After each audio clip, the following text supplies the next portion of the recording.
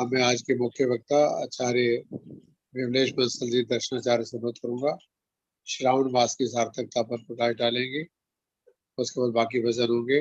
सुदेश डोगरा जी रोनी से जुड़े हुए हैं, ऑस्ट्रेलिया से प्रेमस जी, महेंद्र भाई जी, अम्बाला से सुशांता जी, सभी का स्वागत। आइए विमलेश जी। ओम सुता मया वरदा वेदमाता प्रचोदयन्ता पावमानी द्विजान आयुः प्राणं प्रजं पशुं कीर्तिं द्रविणं ब्रह्मवर्चसं मह्यं दत्त्वा व्रजत ब्रह्मलोकम्। ॐ नमस्ते अस्तु आयते नमो अस्तु प्रयायते नमस्ते प्राणतिष्ठत आसीनायोतते नमः। ॐ स्वस्ति स्वस्ति स्वस्ति।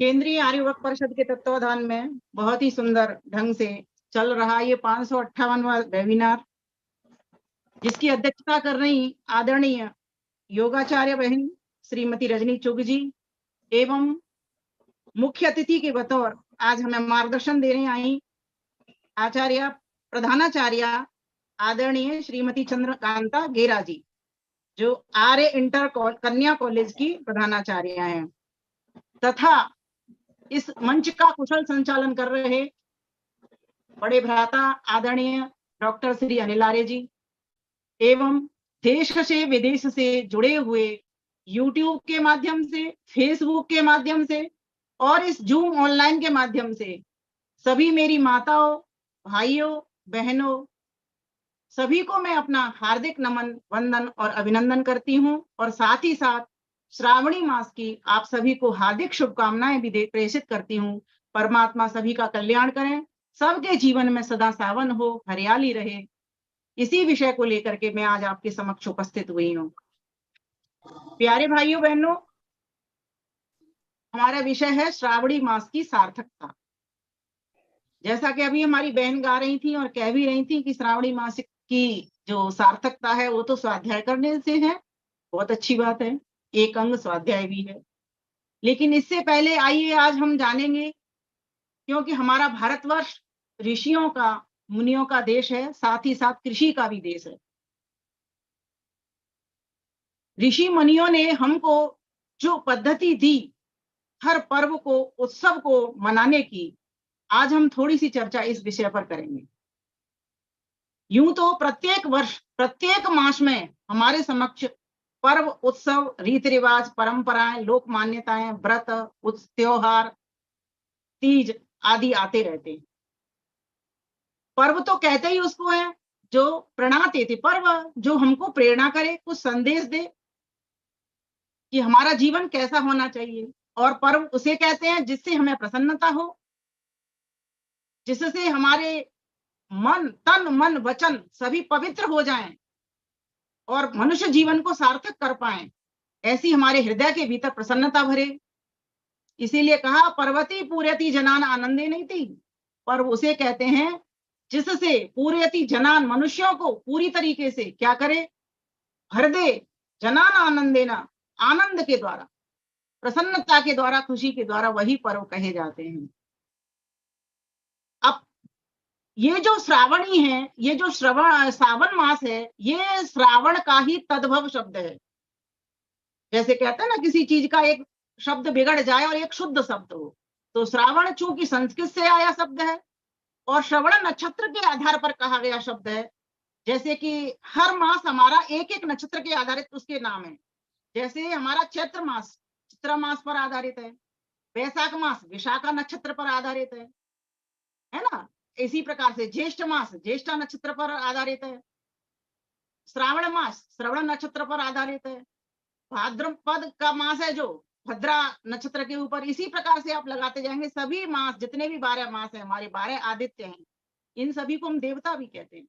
इन मासों का जो नामकरण हुआ वो हमारे नक्षत्रों के आधार पर हुआ। इसी तरह से ये जो मास है हमारा श्रावण मास, ये चातुर्मासी के अंतर्गत आया हुआ एक मास है।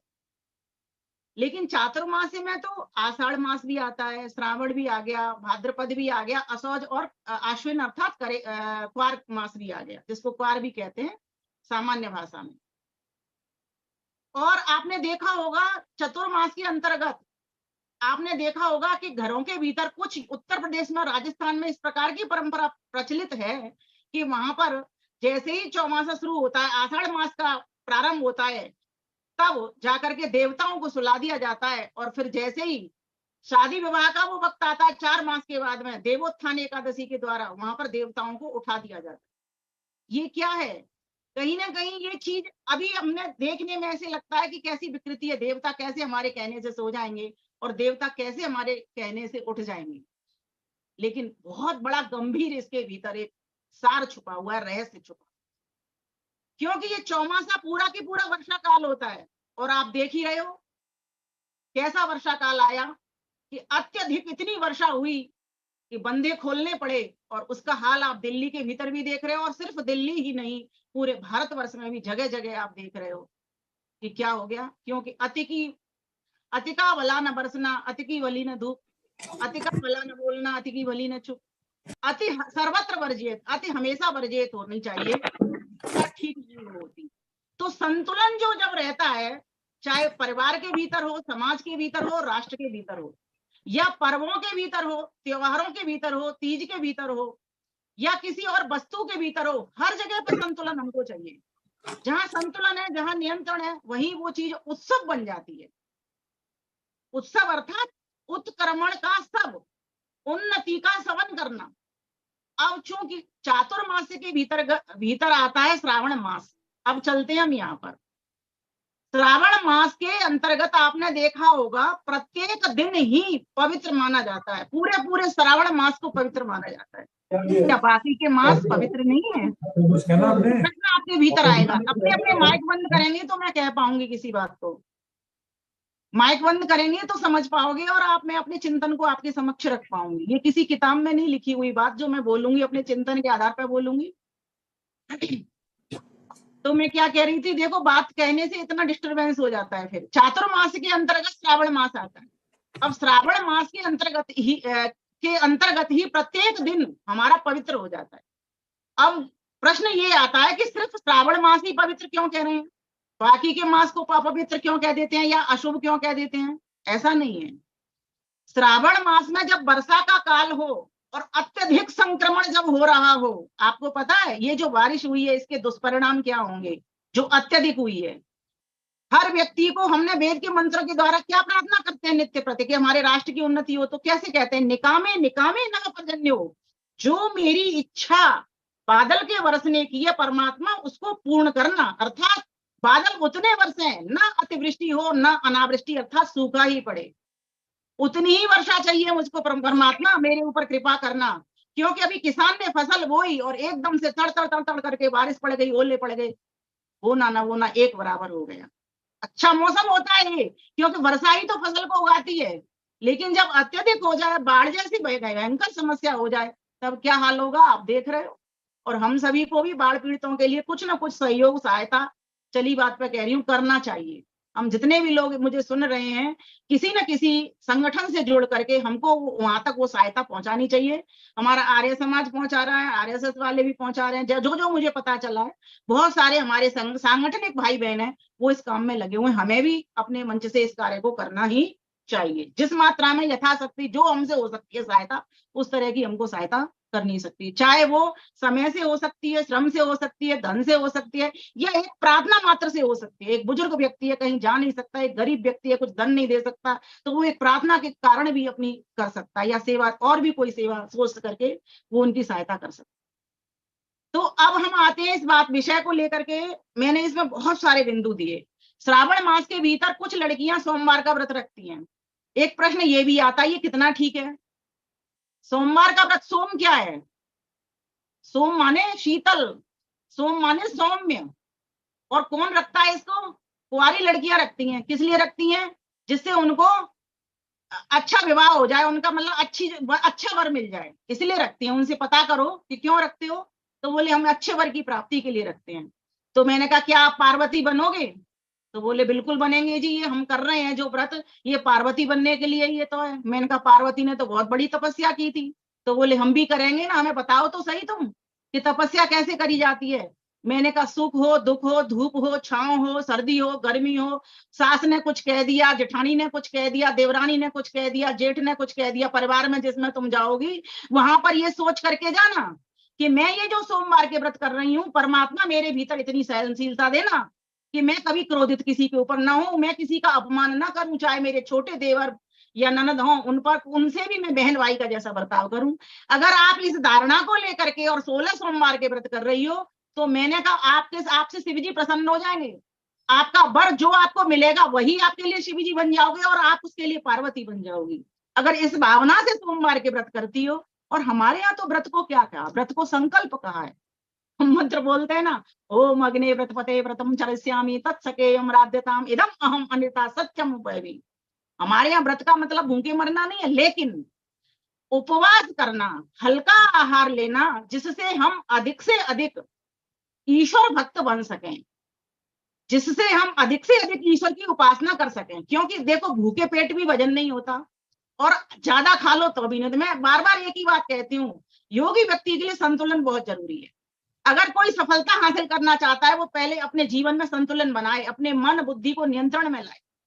आपका श्रावण मास क्या, मैं तो कहती हूँ 12 मास आपके शुभ हो जाएंगे, सभी पवित्र हो जाएंगे।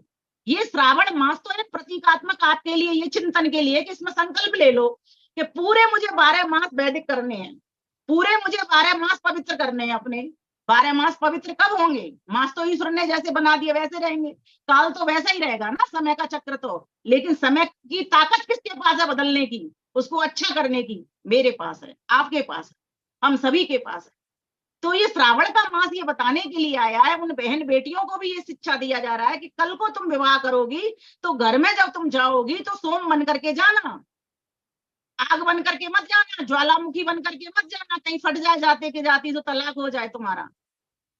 ये देखिए कितनी बड़ी शिक्षा है। लेकिन हमने उसमें से वो तो पकड़ा नहीं, प्रकृति का रहस्य जो विद्वानों ने समझाया, लेकिन हमने उसमें से क्या पकड़ लिया?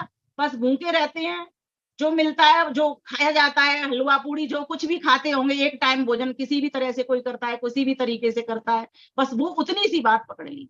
माथे पे थोड़ा सा तिलक लगा लेते हैं, मंदिर चले जाते हैं, जी हो गया बस हमारा शिव जी का व्रत। ऐसा नहीं है। पार्वती बनने के लिए पर्वत जैसी दृढ़ बनना पड़ेगा तुमको, पर्वत जैसा धैर्य वाला बनना पड़ेगा तुमको, पर्वत के गुण अपने भीतर धारण करने पड़ेंगे, तब जाकर के तुम्हारे 16 सोमवार के व्रत सार्थक हो जाएंगे। इसके पीछे भावना देखो कितनी सुंदर थी, लेकिन इस बात को कौन बताएगा? किसी किताब में नहीं लिखी है। इस बात को हमें स्वयं चिंतन से लाना पड़ेगा कि सोमवार का व्रत भी जो बहनाएं कर रही हैं उनको ये बताने की आवश्यकता है, तुम कर तो रही हो, क्योंकि तुम उनको मना करोगे तुम्हारी बात नहीं मानेंगी, लेकिन तुम अगर उनको सत्य ज्ञान दे दोगे, ये बात बता दोगे, ये सोमवार का व्रत तुम्हारे लिए तब हितकारी होगा, तब लाभकारी होगा, तब उपयोगी होगा, जब तुम शिवजी की को वरना चाहती हो तो पार्वती जैसा, पर्वत जैसा तुमको अपना गुण कर्म स्वभाव बनाना पड़ेगा। ये सोमवार का व्रत है। अब 16 सोमवार क्या है? तो अब इस बार आप देखोगे कि सोमवार दो पड़, वो क्या कहते हैं, श्रावण मास 2 पड़ रहे हैं, क्योंकि एक सृष्टि का एक नियम है और विज्ञान का भी एक नियम है कि हर 3 वर्ष के बाद एक अधिक मास हो जाता है। उसमें एक संख्या कैलकुलेशन ये आती है कि जैसे पूरे 365 और कुछ घंटे में पृथ्वी सूर्य का चक्कर लगाती है, तो वो जो घंटे हैं वो जुड़ जुड़ करके एक मास, 3 मास के बाद में एक अतिरिक्त मास बना देते हैं। तो सोचो, ये तो परमेश्वर ने हमको बोनस दिया है, ये गिफ्ट दी है। अब इस गिफ्ट को श्रावण को 2 मास कर लो ना, इसको 2 मास करके आप ईश्वर की भक्ति और अधिक करो। 8 सोमवार तो तुमको यही मिल जाएंगे बैठे बिठाए, 4 सोमवार, 1 सोम उसके श्रावण के और 1 श्रावण और मिलेगा आपको अतिरिक्त। पूरे 59 दिन का बताया जा रहा है कि ये आ रहा है इस तरीके से, पूरे 59 दिन में दोनों श्रावण आ जाएंगे। तो जो अतिरिक्त मिल रहा है उसमें अतिरिक्त ईश्वर की भक्ति हमको करनी पड़ेगी ना। और फिर 8 बचे, 8 सोमवार, तो 8 क्या, मैं तो कहती हूँ हर महीने के सोमवार रखो, और हर महीने जब तक तुम्हारी सगाई नहीं हो जाती, विवाह नहीं हो जाता, तब तक तुम करते ही रहो, और विवाह के बाद भी करते रहो, हमेशा करते रहो। अभी क्यों, सिर्फ वर ही क्यों पाना चाहते हो? तुम उससे संतान पाओ ना, सौम्य बन करके, जिससे तुम्हारे भीतर गर्भ में आने वाली संतान है वो जो सौम्य हो जाए। तो ये तो मैंने थोड़ा सा सारगर्भित आपको एक वो वक्तव्य दिया कि सोमवार को भी इस तरह से समझें। अब दूसरे बिंदु पर आते हैं। जैसा कि मैंने कहा कि श्रावण मास में अत्यधिक जब वर्षा होती है तो इसका दुष्परिणाम बहुत भयंकर होता है, तो संक्रामक रोगों को फैलने का समय अब ये आ गया। तो इसलिए कहा जाता है उबाल के पानी पियो, है ना, भोजन इस तरह का करो और उस समय पर करो, क्योंकि देखो इन दिनों में क्या है, हमारी जठराग्नि मंद हो जाती है, मंद पड़ जाती है। तो हमारा क्या कर्तव्य बनता है, भोजन लिमिटेड करें, संतुलित करें और ऋतु के अनुकूल करें, ऋतुवुक और मात्रा देख करके भोजन करें। और समय जैसे अब तक तो हम करते रहे 9 बजे 8 बजे, अब उस 2 घंटे और पहले कर लो, क्योंकि एक नियम है, सुबह के टाइम बहुत अच्छी जठराग्नि हमारी होती है, दोपहर को थोड़ी सी और कम हो जाती है और संध्या होते होते, शाम होते होते और कम हो जाती है। तो व्यक्ति को इसलिए कहा गया जब सुबह भोजन करो तो कैसा करो, राजकुमार के जैसा करो, और दूसरा भोजन कैसा करो, तो कहा गया कि जैसे सामान्य जन करते हैं, बीच के लोग करते हैं, और रात्रि का भोजन गरीब व्यक्ति की तरह करो। इसका मतलब ये नहीं है कि खराब भोजन खा लिया जाए या बिना सब्जी के खा लिया जाए, इसका मतलब ये है कि कम मात्रा में। इन सब चीजों से हमको ये सीखना चाहिए। तो चूंकि संक्रामक रोग फैल रहे हैं, इसलिए बहुत आवश्यकता है इस बात को समझने की कि हमारा भोजन कैसा हो, हमारी दिनचर्या कैसी हो।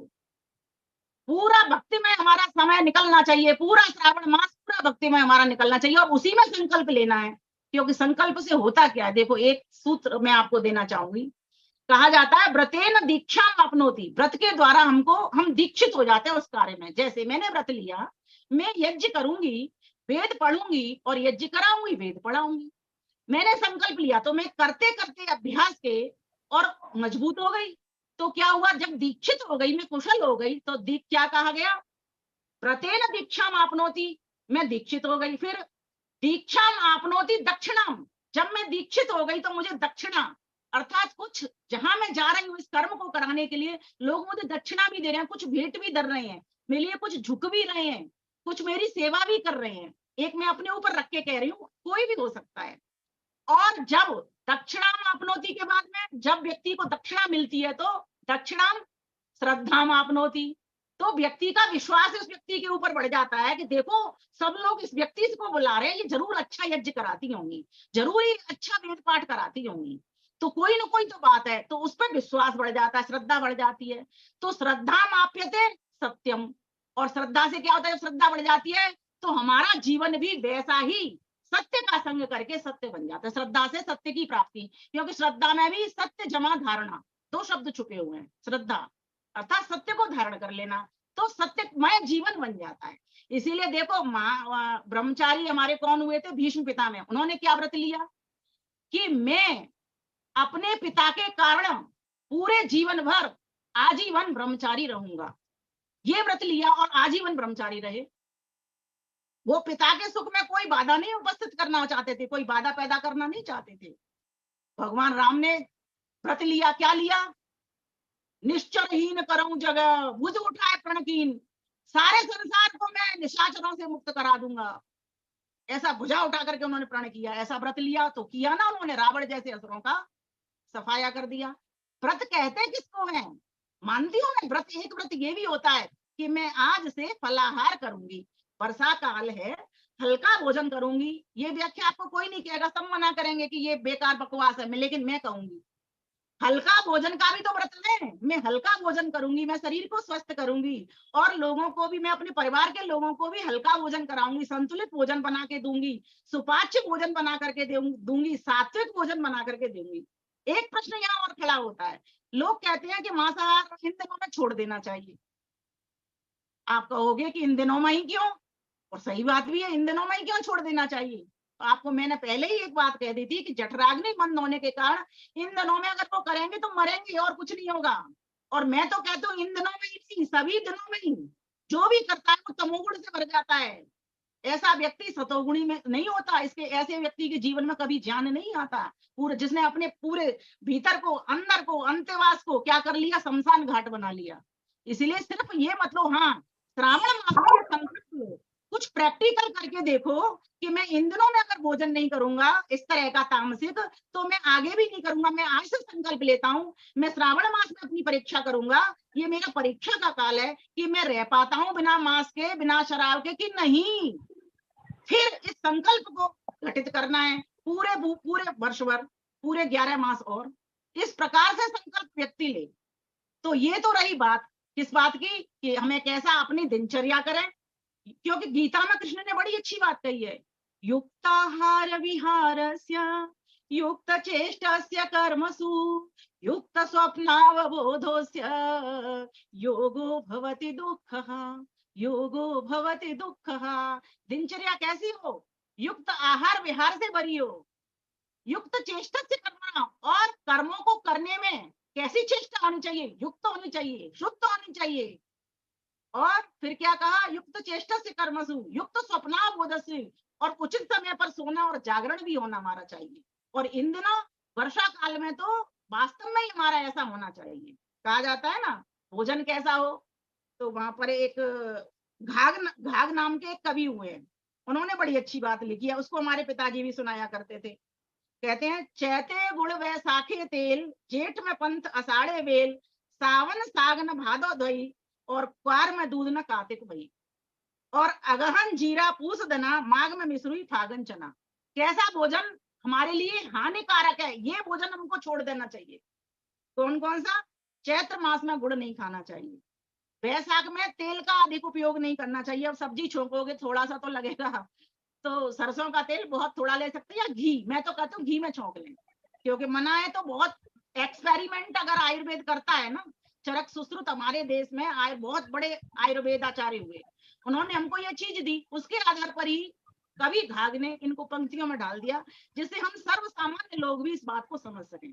फिर कहा, जेठ में पंथ, अगर तुम ज्येष्ठ मास में जहां भयंकर गर्मी पड़ती होगी, ताप पड़ता होगा, आप चलोगे रास्ते में तो पैर में फफोले पड़ेंगे बीमार हो जाओगे आप लू के कारण, गर्मी के कारण। और फिर कहा, आषाढ़े वेल, आषाढ़ मास में बेल का जूस पियो, बेल खाओ, जिससे आपका शरीर ठीक हो, आपके कब्ज साफ हो। फिर कहा, सावन साग न भादों दही, और सावन में साग, क्योंकि कीड़े मकोड़े आने का डर रहता है, इसीलिए भादों दही, भादों में कहा जाता है कि दही नहीं खाना चाहिए, और क्वार में दूध, और न कार्तिक मई, और क्वार में भी इस प्रकार से दूध दही, कार्तिक में भी मई। इसका मतलब क्या? दूध, ये जो मिल्क प्रोडक्ट है, ये भादों में, क्वार में और कार्तिक में, इन तीनों में मना कर दिए, इन तीनों मास में नहीं खाना चाहिए, ये कभी घाघ कह रहे हैं इस बात को। और आगहन जीरा, सब्जी को जीरे में मत छोंको, इसका मतलब ये रहा। और पूस में धना, पूस में धना मत खाओ, और माघ में मिश्री मत खाओ, और फागुन में चना। अब चने का मौसम तो आ रहे हैं, बरसातों में आप चने की सब्जी खाओ। जब हमको सब्जियां भी बहुत अधिक मात्रा में, एक विषय और मैं लेना चाहती हूँ अभी बीच में ही, जब इतनी अधिक टमाटर 200 रुपए किलो हो जाए, और हर सब्जी, कोई भी सब्जी 100 रुपए किलो से कम नहीं है, तो हमारी दादियां क्या करती थी, दादी नानियां मंगोड़ी बना करके रख लिया करती थी, और इन दिनों में खाती है, कभी आलू की बड़ी, कभी मूंग दाल की बड़ी, कभी उड़द की दाल की बड़ियां, इन बड़ियों से लुत्फ उठाया करती थी। और आज हमारे पास भी है, सब बाजार में मिलती हैं, सब मार्केट में मिलती हैं, हम बना सकते हैं वो बनाएं, और जो नहीं बना सकते वो ऐसी खरीद के रख लें, और इन दिनों दालों का सेवन कर लें। और एक और बात मैं तो कहना चाहती हूँ, बेसन की बहुत सारे आइटम बन जाते हैं, बहुत सारी सब्जियां बन जाती हैं।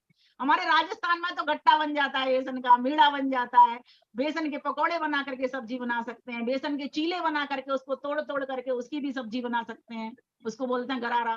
तो इस प्रकार से बहुत सारी सब्जियां बेसन से बना सकते हैं, चने से बना सकते हैं, आलू से बना सकते हैं। जरूरी थोड़ी कि टमाटर की जगह दही का सेवन करो ना, दही तो खूब बढ़िया है, घर का दूध जमाइए, दूध लाइए, दूध दही को जमा लो, मदर डेयरी का दूध लाइए 56 रुपए किलो का, उसको जमा लो, 56 रुपए में दही तैयार हो गया। तो और क्या चाहिए आपको? तो 200 रुपए के किलो के टमाटर खाने जरूरी थोड़े ही हैं। फिर जो किलो में खाते थे उसे 250 ग्राम में कर लेना, क्या जरूरत है इतना खाने की, जिससे पता तो लग जाए इन जमाखोरों को, जो जमा कर करके रख लेते हैं, पब्लिक को परेशान करते हैं। ये सब जमा है, बाढ़ तो अब आई है, टमाटर तो पहले से ही महंगे कर दिए गए थे। उनको कोई ना कोई बहाना चाहिए होता है, उस बहाने को वो आगे सामने रख देते हैं, बोले बाढ़ के कारण ऐसा हुआ। तो इस बात के लिए भी हम जागरूक हों। तो ये भी एक विषय मैं इसको छूना चाहती थी, मेरे पास बहुत बड़ा विषय है।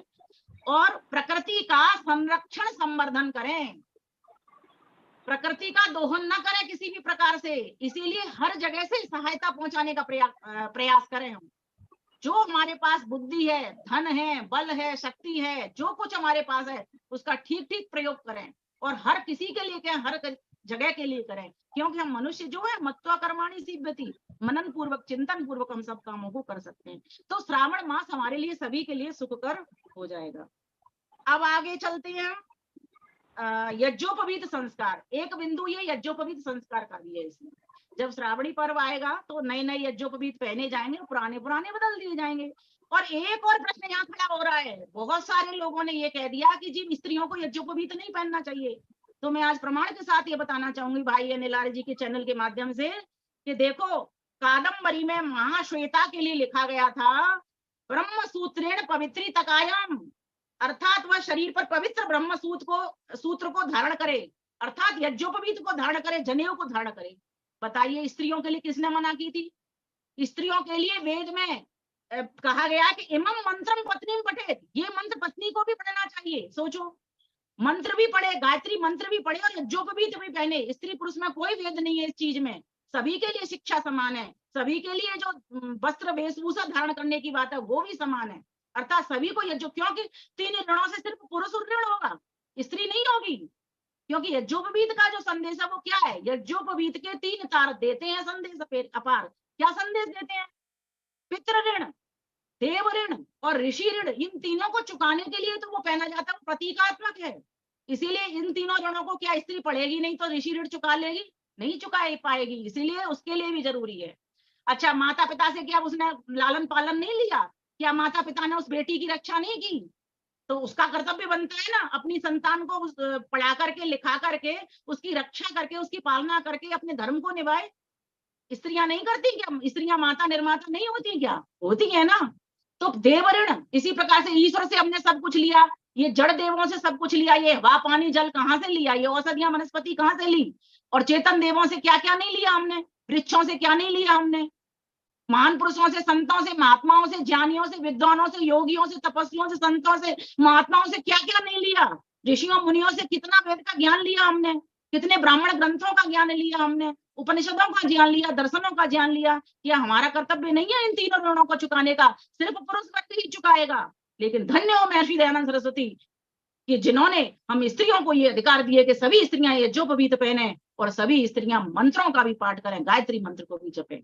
उन कथावाचकों को पता लगना चाहिए इस वीडियो के माध्यम से कि वास्तव में हम कितना गलत कर रहे हैं स्त्रियों को। अभी भी तुम चुप जूती बनाना चाहते हो पैरों की, बिल्कुल नहीं, हमारे भी सहन नहीं करेंगे। हम इसका पूरी तरीके से बहिष्कार करते हैं जो लोग ये कहते हैं कि स्त्रियों को अधिकार नहीं है। मैं इसके बहुत सारे प्रमाण, हरित स्मृति उठाएंगे आप, वहां पर पंडित गंगा प्रसाद जी उपाध्याय लिखते हैं, तत्र ब्रह्मवादिनी नाम उपनयनम वेदाध्ययनम स्वगृहे भिक्षाचर्या इति, अर्थात ब्रह्मवादिनी स्त्रियों के लिए उपनयन, वेदाध्ययन और अपने घर में भिक्षाचर्या विहित है, निषेध नहीं है।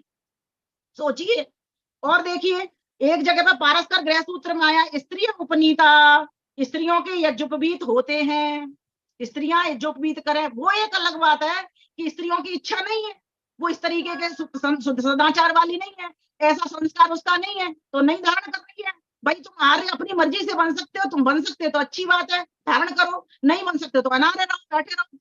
तो इसके लिए तो स्त्री भी हो सकती है अनार्य, पुरुष भी हो सकता है। यहाँ पर इस जगह पर हम कोई भेद नहीं करेंगे। आगे उन्होंने यज्ञोपवीत के बारे में लिखा है, यज्ञोपवीत धारण करने वाली कन्या को दान करके सोमोदद वाला मंत्र जपें। अर्थात यज्ञोपवीत का बहुत सारे हमारे वेद में भी मंत्र मिल रहे हैं, पाराशर माधव में भी उन्होंने लिखा है। समय की मेरे पास सीमा होती है इसलिए मैं ज्यादा प्रकरण न देते हुए, प्रमाण देते हुए अब आगे बढ़ूंगी। तो ब्रह्मचारी जब गुरुकुल में जाता है तो क्या करता है आचार्य, उसको यज्ञोपवीत कराता है। और हमारे इस चैनल के माध्यम से भी हमारे अनिल भैया भी यज्ञोपवीत संस्कार का कार्यक्रम घर घर कर रहे हैं। 200वीं जयंती के अवसर पर इन्होंने भी हमारे पास ये सूचना भेजी थी। तो धन्य है ऐसे भाई जो कि ऋषि दयानंद के काम को लेकर के आगे बढ़ रहे हैं और उसमें हिस्सेदार हम सभी को बना रहे हैं। दूसरी बात मैं अब आगे की कहना चाहूंगी, ब्रह्मचारी भी जब गुरुकुल में जाता है वहां पर भी उसको यज्ञोपवीत पहले धारण किया जाता है, वेदारंभ संस्कार उसका किया जाता है, उसको अंतेवासी कह करके गुरु उसको पुकारता है, कहते बेटा तू तीसरो रात्रि गर्भे विवर्ती, मैं तुझको 3 रात अपने गर्भ में रखता हूँ। 3 रात का मतलब क्या? शुद्ध ज्ञान, शुद्ध कर्म और शुद्ध उपासना तुझको सिखा करके तैयार करके तब तेरा मैं क्या करूंगा, समावर्तन संस्कार करूंगा। अर्थात जब तू गृहस्थ में जाएगा तो तब तक वेद वेदांगों का अध्ययन करके उसको पूरी तरीके से परिपक्व कर देता है गृहस्थ में जाने के लिए। हमारे देश की संस्कृति ऐसे ही नहीं है और आगे चलते हैं। ये श्रावण मास अगर नहीं आए तो इससे हमको मजबूती ना मिले अपनी संस्कृति की रक्षा करने में।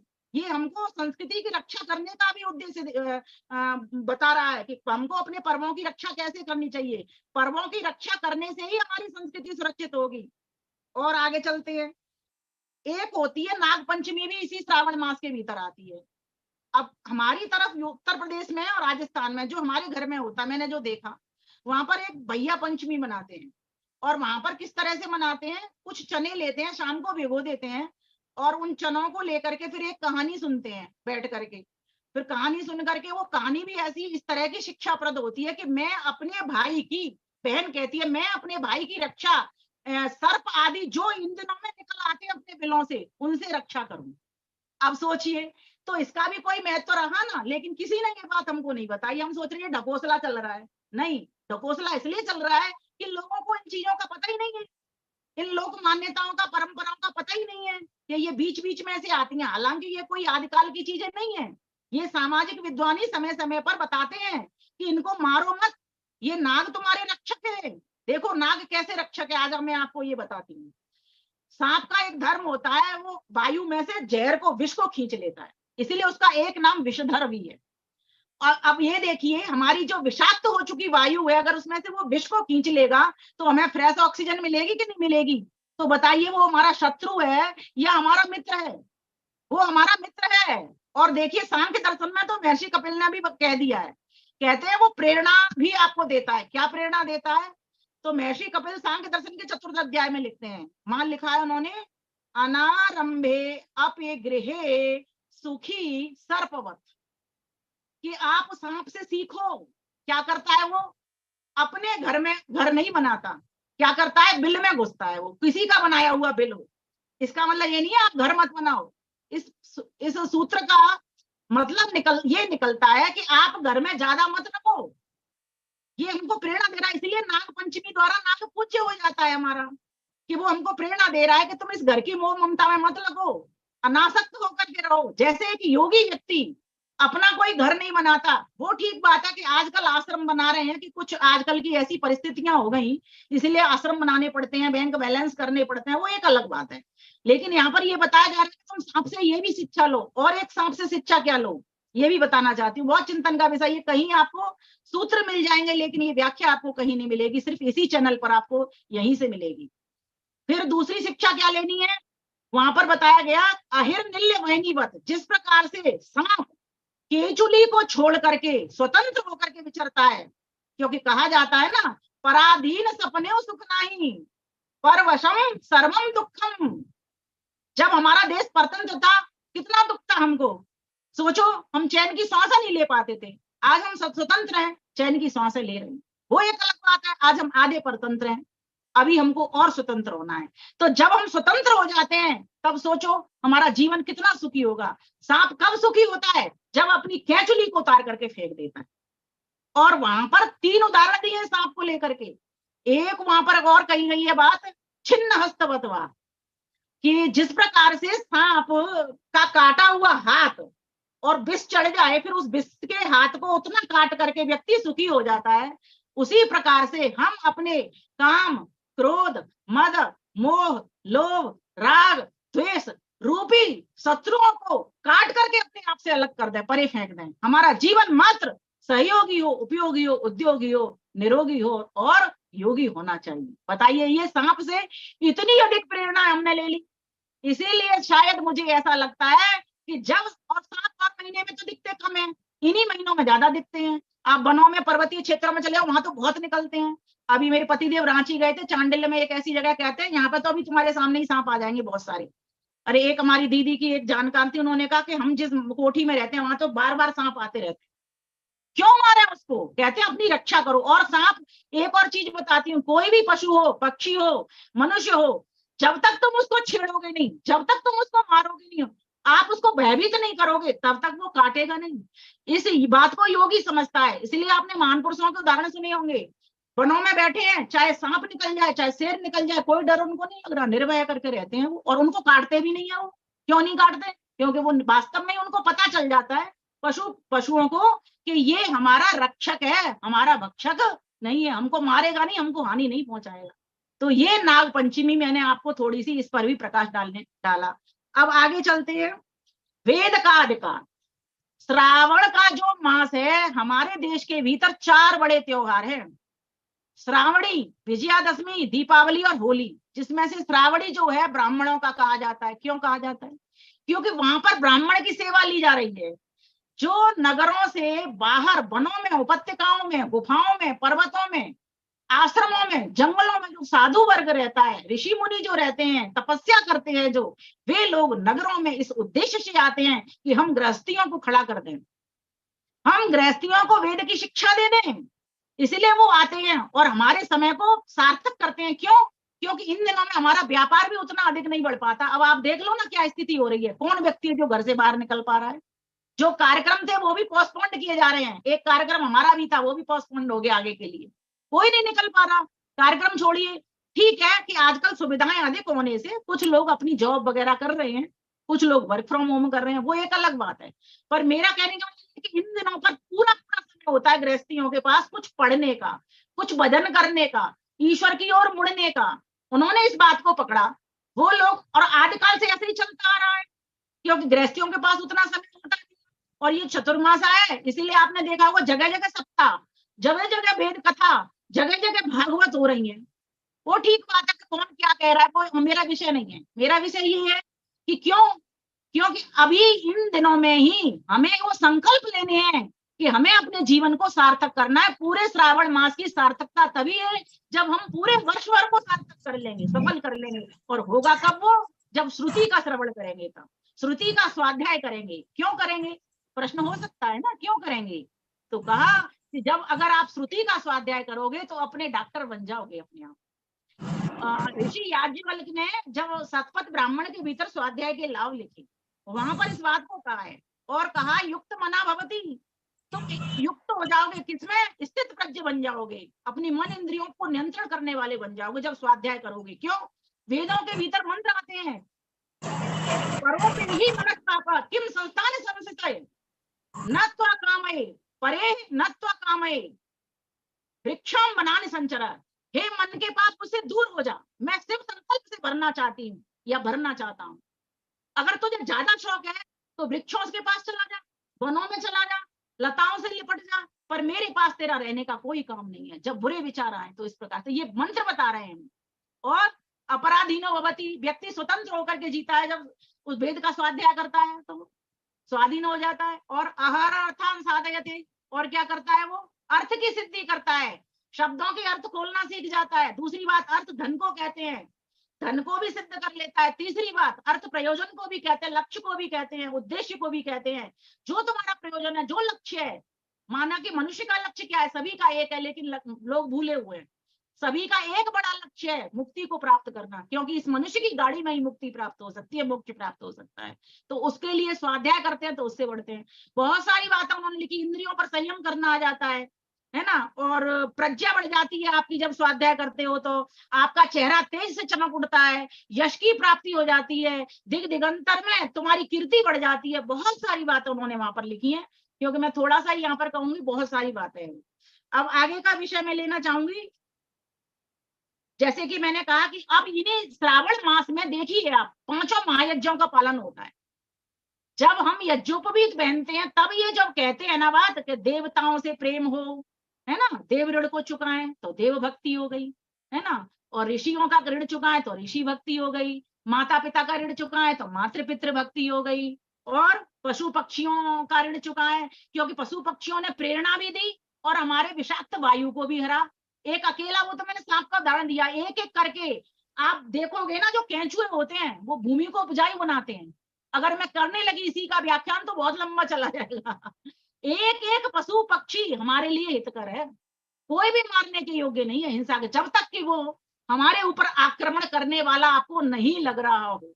भाई अपनी जान तो सभी को बचानी चाहिए और जरूरी भी है, वो बचानी चाहिए। तो उसके लिए अगर आपको लग रहा है कोई चीज आक्रामक हो गई तो दुष्ट को तो खत्म करना, मारना ही मैं कहूंगी अहिंसा, हिंसा नहीं है, क्योंकि बहुत सारे लोगों को राक्षसों के द्वारा हम बचा सकते हैं, सज्जन लोगों। अब आगे बढ़ जाते हैं।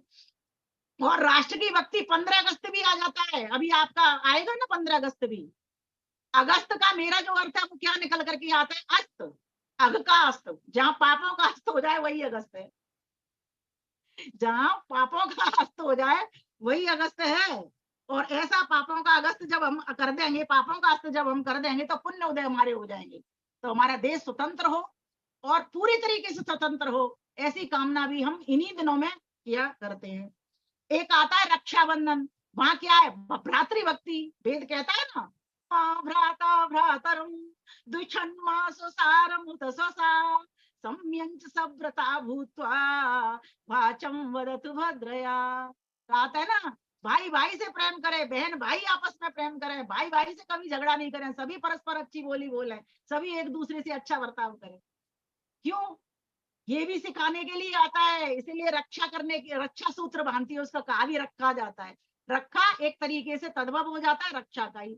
और मैं तो कहती हूँ वही रक्षा सूत्र, वही आपका वो था क्या, यज्ञोपवीत, जो आज आपके पास एक ऐसा समुदाय आया जिसके कारण आपकी यज्ञोपवीत आपसे हाथ में से चले गए, तो धीरे धीरे करे लोगों ने सोचा कि इसको पहन नहीं रहा व्यक्ति, तो चलो यहाँ से शुरू हो जाओ, मोली बांधना प्रारंभ कर दिया, भाइयों की रक्षा प्रारंभ कर दी।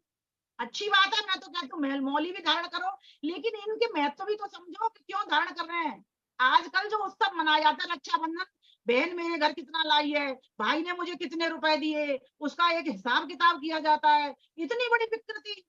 क्या भाई बहन में मोल भाव बताओ, भाई ज्यादा दे दे तो कोई बात नहीं, बहन कम दे दे तो कोई बात नहीं, बहन ज्यादा दे दे सामान तो कोई बात नहीं, भाई कम रुपए दे दे तो कोई बात नहीं।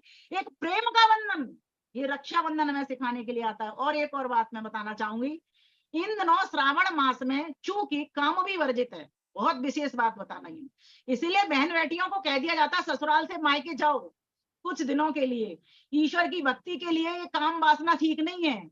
और मायके में झूले झूलो ना, आनंद करो ना, लेकिन वहां भी विकार आ गया, वहां झूले पे क्या गीत गा रहे हैं, श्याम चूड़ी बेचने आया। अब देखो चूड़ी बेचने क्या है, क्या भगवान कृष्ण चूड़ी बेचते हैं क्या, लेकिन वहां उसका अगर आप अच्छा मीनिंग करोगे, अच्छा अर्थ करोगे तो बहुत अच्छा कर सकते हो, लेकिन सामान्य जनता तो उस भ्रांति में पड़ती है ना, इसलिए ऐसे गीत क्यों गाने, भगवान के गीत गाओ ना, अच्छे गीत गाओ ना, वहां पर ओम के भजन गाओ ना उस झूले पे झूलते हुए, तो आपका ये जीवन सार्थक हो जाएगा, आपका श्रावण मास शुभ हो जाएगा। हमने अपने हाथ करके श्रावण मास को शुभ की जगह शुभ कर डाला है, मुझे तो ऐसा कहीं कभी कभी लगता है। हर मास आपका शुभ होगा, एक श्रावण मास नहीं, हर मास आपके शुभ होंगे जब आप ईश्वर की बात को मानना प्रारंभ कर दो, ईश्वर की आज्ञा पर, वेद की आज्ञा पर चलना प्रारंभ कर दोगे, अपने आप को वैसा बनाना प्रारंभ कर दोगे, तो हर मास आपके सार्थक हो जाएंगे। और आगे चलते हैं, श्रावणी उपाकर्म, अब इसको भी समझ लो थोड़ा सा, वैसे तो अभी आगे के मैं उसमें ले लूंगी ये सब चीजें विषय, और एक और मेरा प्रवचन आने वाला है अभी दूसरा चैनल पे, मुझे समय का नहीं पता चलता है कितना हो गया होगा, क्योंकि विषय ज्यादा लंबे लंबे है ना। आप देखो सीमा नहीं होती, कितना हो गया है, ले लो 10-15 मिनट और ले लो। अभी और ले लूं, ठीक है चलो। हाँ, समापन की ओर बढ़ो। हाँ हाँ हाँ, नहीं मैं कर दूंगी, मैं अब एक गीत भी लूंगी ना अपना। फिर आगे का बिंदु मेरा आ रहा है राष्ट्रीय भक्ति के बाद में एक आता है मिला जुलाई इसी से, कृष्ण जन्माष्टमी। वो क्या है, महान पुरुषों के प्रति भी तो भक्ति होनी चाहिए। श्री कृष्ण का जन्म कैसा हुआ, माना कि ये चातुर्मास के अंदर भाद्र मास में आता है, क्योंकि ठीक रक्षाबंधन के 8 दिन बाद ही आ जाता है, कृष्ण पक्ष में अष्टमी को श्री कृष्ण का जन्म हुआ। लेकिन आप ये देखिए, जब घनघोर बारिश हो रही थी, कारागार में बंद थे, इस तरीके का धार्मिक वातावरण चारों ओर से निर्मित था, मामा ने ही खुद जेल में बंद कर दिया माँ को। सोचो, ऐसी स्थिति में से, परिस्थिति में से, प्रतिकूल स्थिति में से जन्म लेना और उस जन्म को सार्थक कर लेना, ये महान लोगों से शिक्षा लेनी है। इसलिए तो हम प्रतिवर्ष जन्माष्टमी मनाते हैं, तो ये भी हम शिक्षा लें, जन्माष्टमी को इस तरह से मनाएं कि श्री कृष्ण का चरित्र चित्र हमारे भीतर आना प्रारंभ हो जावे। अब आगे और चलते हैं। हाँ जी, मैंने आपको ये बताया संक्रमण का, और इसका आगे की बात और है, जैसे कि हम ईश्वर भक्ति करें, तो एक प्रश्न और मेरे पास आया था कि हम ईश्वर भक्ति श्रावण मास में इसलिए नहीं कर पाते, चारों ओर ना घर में पानी पानी पानी पानी रहता है, सारा दिन ध्यान हमारा उसी में चला जाता है, पानी में, कीचड़ में, इधर से साफ करो, उधर से साफ करो, उधर से साफ करो। तो मैंने एक बात कही, मैंने कहा तुम घर साफ कर रहे हो ना, बस इसी घर को साफ करते करते भगवान को सामने रख लो। जब भगवान को सामने रख लोगे ना, मेरा शिव, आपने देखा होगा इन दिनों शिव जी की उपासना की जाती है, विष्णु की, ब्रह्मा की नहीं की जाती। क्या आपने चिंतन किया ऐसा क्यों?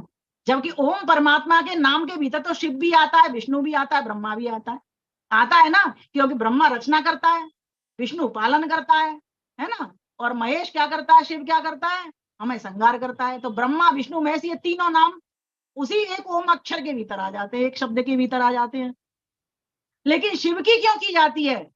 आप अगर अर्थों पे विचार करोगे तो निकल करके आएगा शिव का अर्थ कल्याणकारी होता है। तो अभी ये बताने का हमें वैदिक मंच से बहुत आवश्यकता है, घर घर में बताने की आवश्यकता है कि आपने देखा होगा कि जब वो बहनें या माताएं या भाई लोग जब शिव जी की उपासना करते हैं तो एक मंत्र बोलते हैं। क्या बोलते हैं? ओम नमः शिवाय, ओम नमः शिवाय, ओम नमः शिवाय। ये कहां से गया ओम नमः शिवाय? ओम नमः शिवाय एक मंत्र, वेद मंत्र की सूक्ति है। कहां से गया ये? संध्या में जब आप अंतिम मंत्र बोलते हो, कौन सा? ओम नमः शंभवाय च मयो भवाय च नमः शंकराय च मयस्कराय च नमः शिवाय च शिवतराय च। थोड़ा सा इसको भी समझ लो। इसी मंत्र के द्वारा आपने भक्ति करनी है। परमेश्वर मेरा तो तुम कल्याण करो ही, क्योंकि शिव का अर्थ होता है कल्याण स्वरूप, और शिव तराय का अर्थ तुम जैसे कल्याणकारी स्वरूप के हो वैसा ही मेरा भी कल्याण करो, और मेरे समक्ष जितने भी लोग मेरे इर्द गिर्द रहने वाले लोग हैं, जहां तक मेरी गति है वहां तक के लोगों का कल्याण मैं कर पाऊं, ऐसी मुझे अपने प्रति भक्ति दो। क्यों? इन दिनों कल्याण की वास्तव में बहुत अधिक आवश्यकता है श्रावण के मास में। और एक और बात है, इन दिनों आप सो सकते नहीं, गर्मियों में तो नींद आ जाती है, सर्दियों में ठंड ज्यादा लग जाती है, इन दिनों बहुत ज्यादा गर्मी नहीं, बहुत ज्यादा वो भी नहीं। तो आप क्या कर सकते हो? झूले पर झूलते हुए माता बहनों के लिए तो बहुत अच्छा लेसन है। ईश्वर मुझे झोटा दे रहे हैं और मैं उसमें झूल रही हूँ।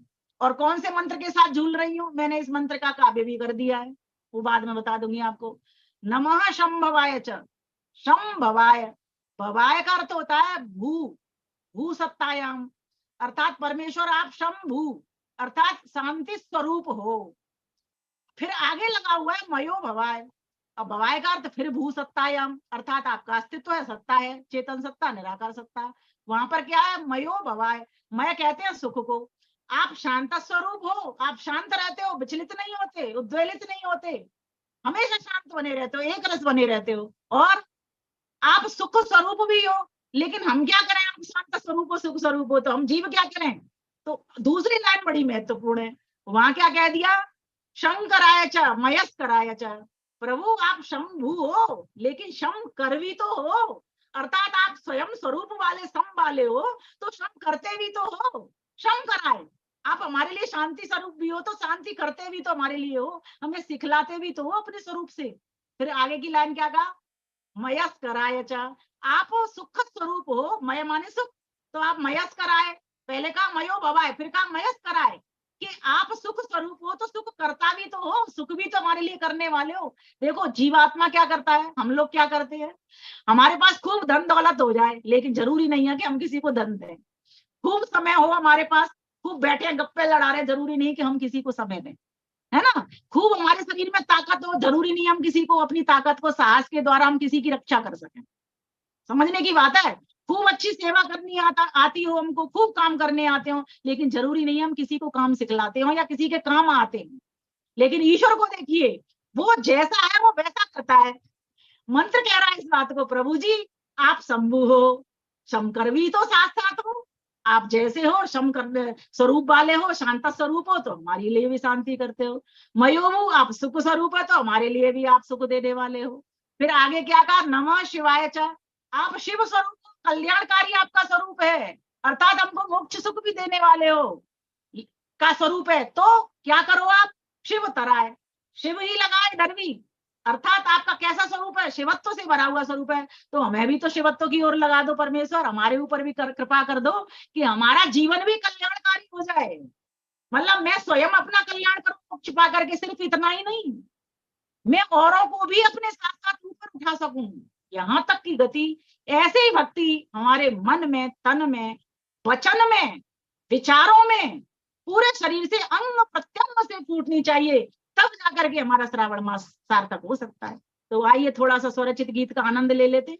क्योंकि ये तो वक्तव्य तो चाहे जितनी बड़ी वेद कथा हो सकती है। यदि चाहो खुशियां हो नित प्रतिक्षण, यदि चाहो खुशियां हो नित प्रतिक्षण, तो श्रावण में श्रुति का कर लो श्रवण। यदि चाहो खुशियां हो नित प्रतिक्षण, तो वेदों की वाणी का कर लो वरण। यदि चाहो खुशियां हो नित प्रतिक्षण, ज्ञान के सागर चार वेद हैं, ऋक यजु साम अथर्व वेद है। यदि चाहो सच्चा ज्ञान सदचिंतन, तो वेदों की वाणी का कर लो वरण। तो श्रावण में श्रुति का कर लो श्रवण। यदि चाहो खुशी नित प्रतिक्षण, तो श्रावण में श्रुति का कर लो श्रवण।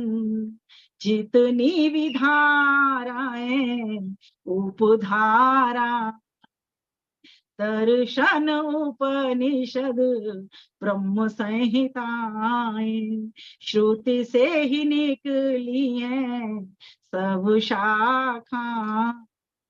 यदि चाहो सच्ची भक्ति सद आचरण,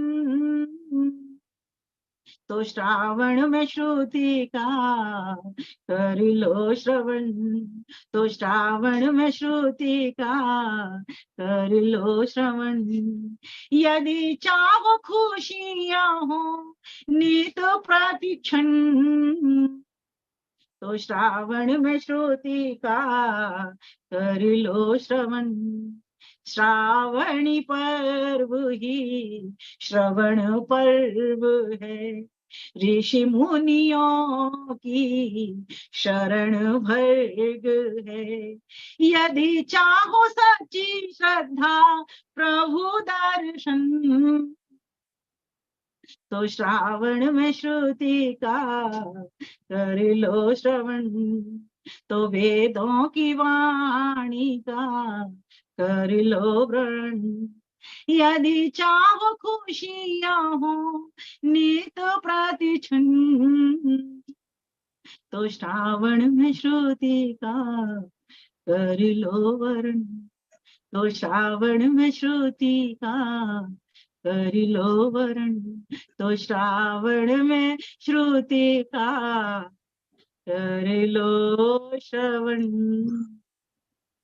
महर्षि पतंजलि ने इसको श्रुति के स्वाध्याय को क्या कहा? योग कहा।